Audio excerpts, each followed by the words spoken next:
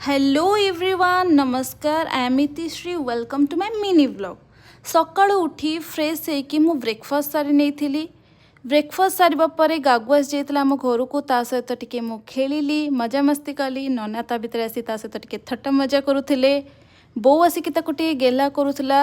से टिके फुलेई होउथला बोर गोटे हेयर बैंड को मुंडरे लगे से टिके फुलेई होउथला ता भितर मु हल्का फुल्का फ्रेश होइकी बाहरी आसली सेलोन नना को ये मुझे हाय करने नना हाय कहते तापर मु बाहरी सेलोन बाटर आसला बेले नहीं आसती खाଇବା खाई सारिकी आमर क्लाइंट आसी हेयर कटिंग करने हेयर कटिंग सार सारापर क्लाइंट बहुत खुशी थे हेयर कटिंग और हेयर स्टाइलिंग नहीं संध्या बेले मो बाहर को टिके बाहरी आसती किसी कम